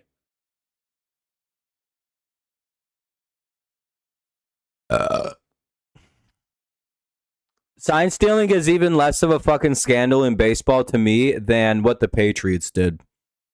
The fucking Patriots didn't do anything wrong, in my fucking opinion. Do you know what the Patriots? You remember what the Patriots did against the Bengals, and we got like a $10,000 fine, and that was it. When we filmed the Bengals from the wrong spot in the press booth, we technically filmed the game from the wrong spot. Do you remember when that happened against the Bengals 4 or 5 years ago? During one of the last years of Belichick. Do you know that's what Spygate was? That's the exact same thing that everybody got in their panties up in a bunch over against the Patriots. And they'll get the Royals. I think they struck out the side. No, Massey grounded out. But hey, nice job by Summers. He gets a few outs, and we'll head to the top of the 8th. What happened with Spygate? The biggest non-scandal in the history of the NFL that the Rams still claim to fucking have a problem with. By the way, the Rams also got in trouble for this, just like the Jets did, Broncos did, Cowboys should have. The Jets got in almost should have. But anyway, it's a weird. Most of the league should have gotten in trouble for Spygate because what happened was in 2005 2006 they changed They did some really small rule change where teams weren't allowed to film from this location anymore. They had to film from this location. That's the rule change. Most of the league said, fuck that. We're going to film from here still. We get a better angle. We can see things a lot more clearly. And then the NFL, the Jets received a tip-off in 2007 from one Eric Mangini, former New England Patriots offensive coordinator Eric Mangini, about the Patriots still deciding to film from wherever the fuck they wanted to.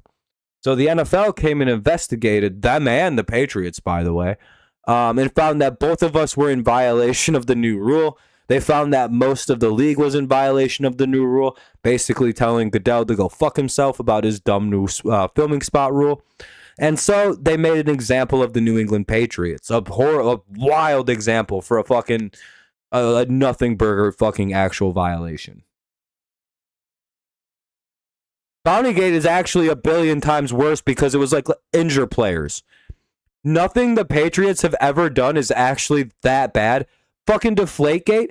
If you think Deflategate was bad, do you know that Aaron Rodgers, during that entire controversy, basically he did the only cool thing I've ever seen him do, which actually made the most of the smarter public go, yeah, this isn't even a big fuck. Who gives a fuck? Aaron Rodgers is like, yeah, I have them overinflate the football way past the limit. And we see what we can get away with. This isn't a big deal. Everybody does this. Who cares? Tom likes them a little flatter.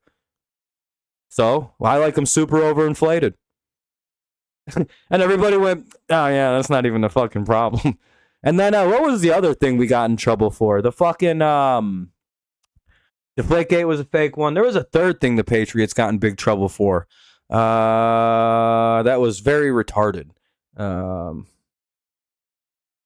Yeah, Sean Payton should have been expelled from the league. Like, I don't even know why he's allowed to be around.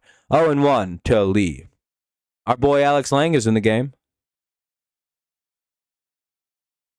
Patriots got in trouble for shit everybody else was doing. And fucking Deflategate was the most retarded thing I've ever seen in my entire life. 2-1. The Patriots are genuinely the victims of being a scapegoat in Deflategate or in Spygate. By the way, that's why ESPN issued a major apology. The Boston Globe issued a major apology. Pretty much every single organization attached to Spygate has wildly apologized to the New England Patriots and have pretty much expressed that if they're very fortunate that Robert Kraft is a very forgiving man, because could you imagine how much money he could sue for? The Patriots could own ESPN. Like that, they could have just bought, he could have sued ESPN and the Boston Globe into bankrupt, complete, just gone. Think about the reputational damage Spygate caused to the New England Patriots, and it was all a lie. It was all a weird orchestrated hit job. And they've all since admitted that they've lied about it, that they were misleading to the public, that they just misrepresented what actually happened. They didn't tell the full truth. And it's like, if those reports weren't, by the way, the ESPN apology was done at 4:30 in the morning. At the very beginning of the first Sports Center of the day, they apologized and never talked about it again. It was very heartfelt. They were clearly, I think the head of the network came on and apologized. And that was clearly good enough for Mr. Kraft because he didn't sue ESPN blind. 2-0, which he should have. But the Patriots are a very good organization that very much love football. Mr. Kraft is a very good man, except for, he likes to get his dick tugged down by Asian ladies. And he wasn't even cheating. He waited till his wife died of cancer to start fucking Asian prostitutes. He's a pretty ethical guy, all things considered.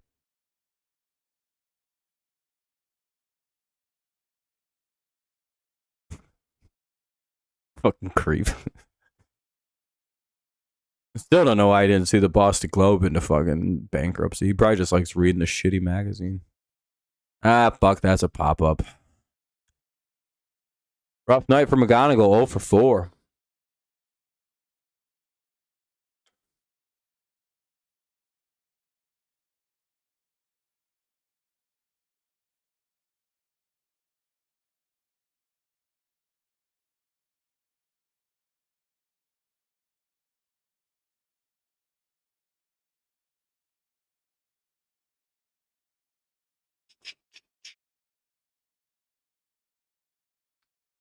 So 2 down here in the top of the 8th, kind of running out of baseball game here.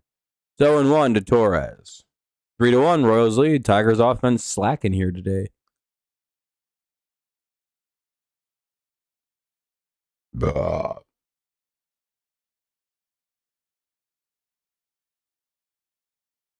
Probably the 3rd out of the inning. It is.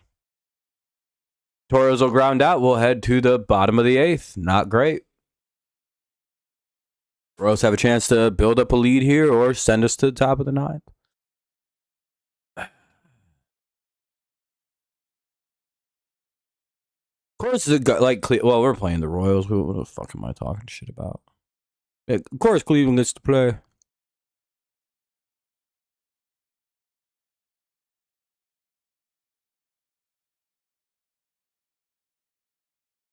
Lions fans forced to delay a game during a preseason game. I will say it is impressive that Lions fans have become what they are. And that Detroit fans are so obnoxious to a point where I think they genuinely only rival Philadelphia fans for the unlikability. Kudos truly to Detroit fans. Fucking a tough group of people to deal with.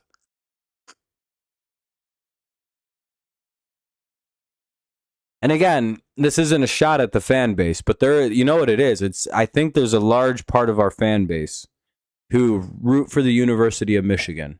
And because of that, they have a very elitist mindset about the way sports should be done. And I don't think that's a negative thing to say necessarily, but it is true that a lot of our fan base is like they have this royalist sports attitude about they should always win and always be good. And I think that has to do with the college football team that they really like. Because they're usually always pretty good, pretty solid football team, you know?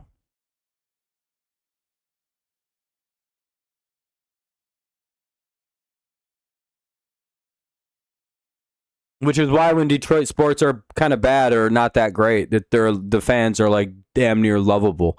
And then the second they start being good, the other part of the fan base shows back up, and that shit sucks. Motherfuckers are like, it's good we traded our 2 best pitchers. It's like, no, it's not good. It's just it makes sense that we did it.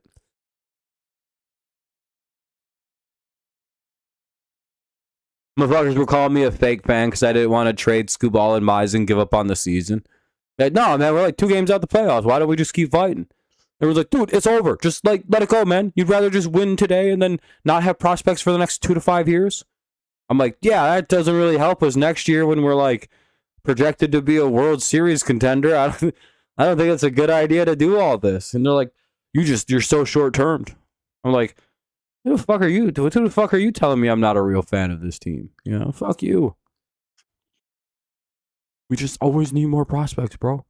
Just trust me, we need more prospects, even though the best way to get prospects is, through the draft. Your wonderkin GM who doesn't fucking miss on draft picks.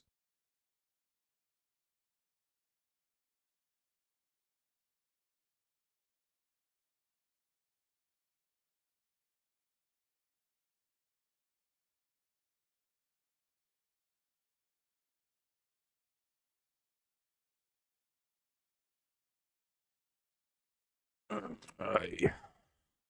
1-2. Jensen struck out 1 away. Sorry about that. 1 away for Bobby Witt Jr. It's a Bobby Witt Jr. It'd be pretty cool to be Bobby Witt Sr., I suppose.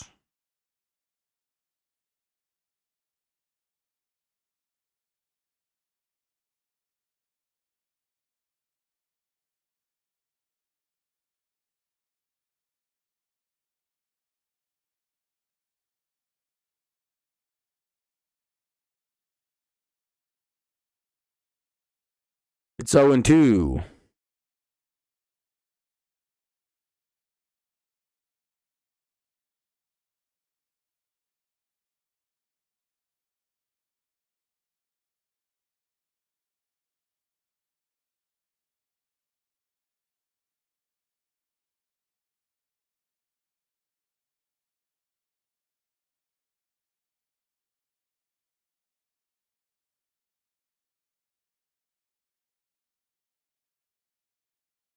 It's another strikeout. He gets Bobby Witt. Nice job by Summers, the GOAT.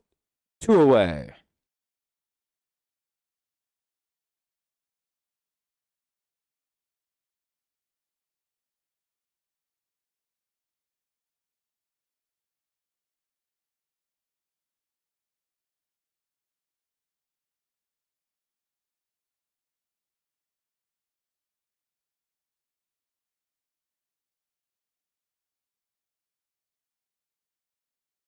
Anyway, it's 0-2 quickly here on Cags.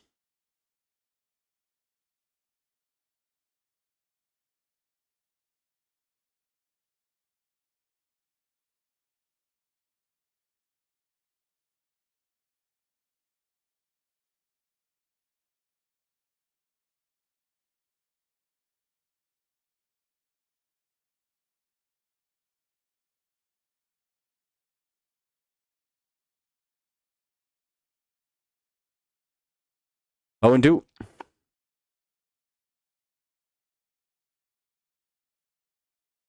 Nah, I think. Yeah, no, the fans are shitty for the university. The fans are fucking royalists, dude. They're fucking jackasses. They know that too. It's like part of like the Michigan thing. They like that. And I'm telling you, it's the same. You know that same thing that makes Eagles fans and Philadelphia fans just fucking awful. It's the same weird mindset that like Michigan fans get. I'm telling you, it's the same fucking weird. Top of the 9th coming up. Tigers need 2 to tie and force it to the bottom of the 9th. Otherwise, we lose the series. But and again, it's not a shot at them. It's just the way they are. And I personally think it's funny, but it's also very obnoxious.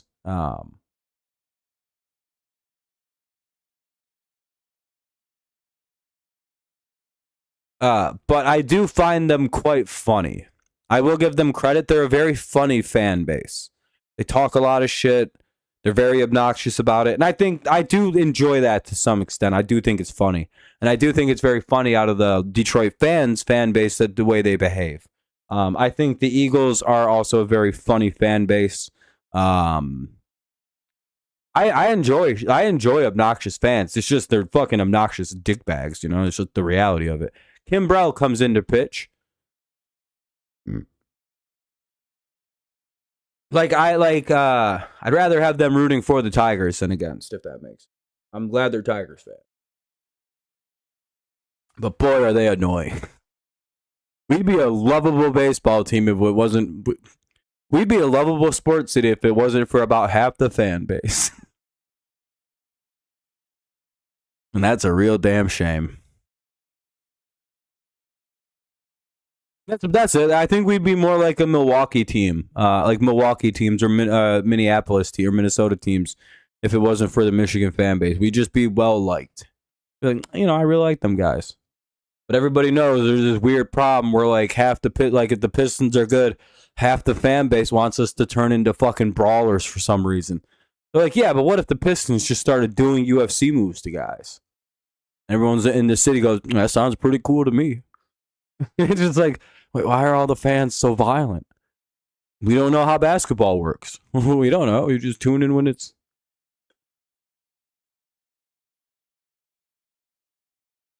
Bulldog fans, yeah, a lot of SEC horse shit is very similar to Michigan fans. Michigan would make a great SEC school.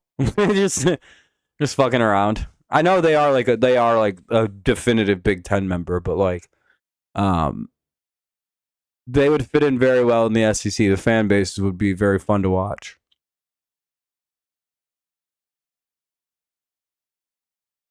Interact. They're fucking snobbish, elitist, like just barely missed the fucking Ivy League school mentalities up against guys who only needed a 2.0 GPA to get into the school. Partying. They're like, how come they can do so much more than us? Well, you nerds. I'm only here because it only needed a 1.99 GPA to get in. I had a 2.01. I'm the 15th smartest man at Alabama University. You don't even know what the name of the school is technically called. Keith grounds out, one away. No, isn't Bam actually a pretty good like college for like a very specific like industry? I don't want to say it's space, but it might be space. Kind of similar thing like a lot of those like Rice and what is it, like some parts of Houston. There's a college in Houston, like Sam Houston State or something like that, where they're like really good at like aeronautical fucking engineering. Um and then just nothing else. It's just like, well, we're pretty bad at everything else but that. We're like number 5 in the nation at that. And it's all just like rocket ships. It's like Kettering being a very good like engineering school for cars. It's just like, yeah, that makes sense. That adds up.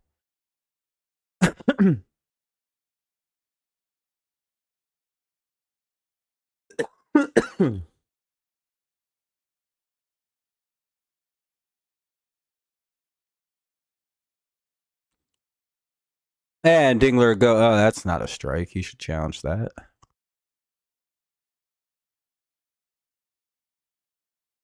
No. I guess 2 away. 2 down. Top of the 9th. A strikeout and a ground out. Here's McKinstry. Last hope. Well, this isn't exactly who you'd like to see up for your last hope. Hey, we have quite a few likes, by the way. We're up at 27, which is great. We went well over the like goal 20. Good looking out. Well, was not our game. Really just hasn't been our last like 10 games, really. Fucking just bullshit ass play lately. Hopefully they snap out of it and wake the fuck up. Season's slipping away from them. Hopefully tomorrow they decide to wake up and play a little bit better baseball. I suppose we shall see. 2-1. We'll still have a shot in this game, of course. It's not over till the fat lady sings. But you can hear that bitch's vocals warming up. You can hear me. It's like, oh shit. Oh no, she's getting louder. 2-1.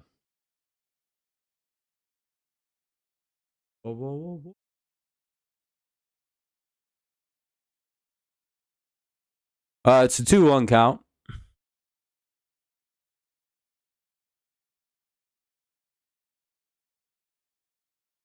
2-2. Ah, damn, he fouled that off.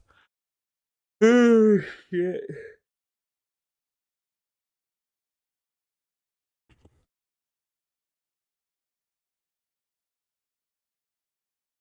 So bye.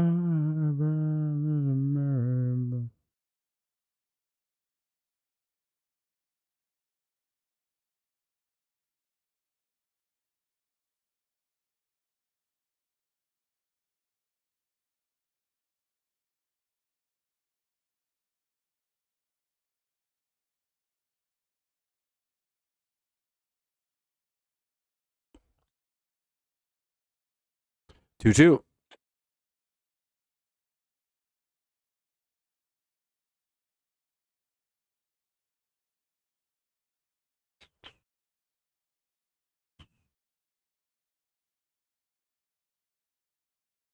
Hey, there we go. There's a walk. We're still alive. Here's guessing Callahan's gonna come up to hit. 2-run game tying shot by Callahan right now. I believe. I think we turn around our season again right here.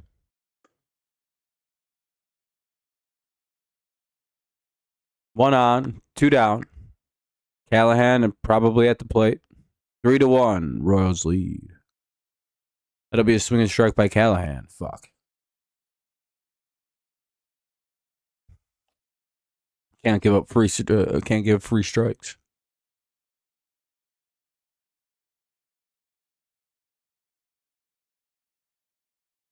You know, I always thought a smart idea is somebody gets walked.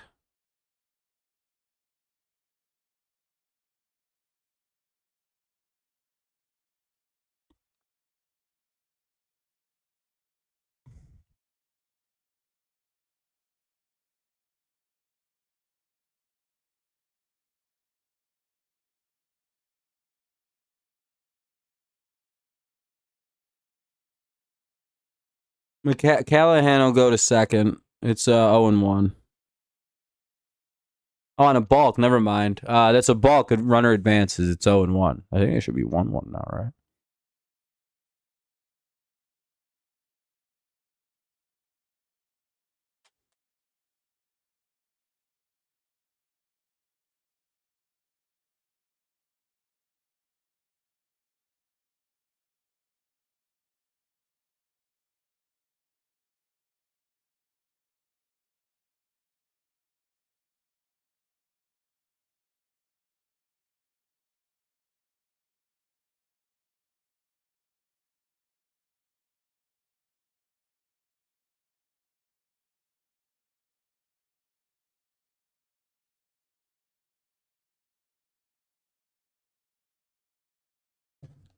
It is 0-2.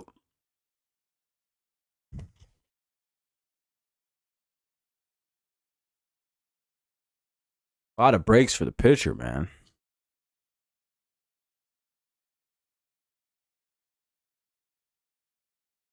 Fouled away to remain 0-2. Oh. What foul?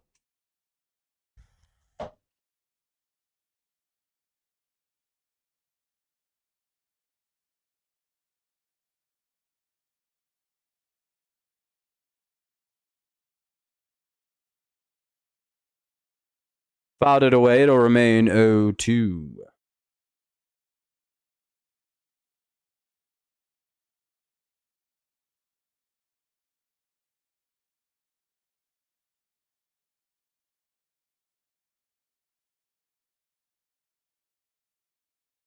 Goddamn it, he chased the ball.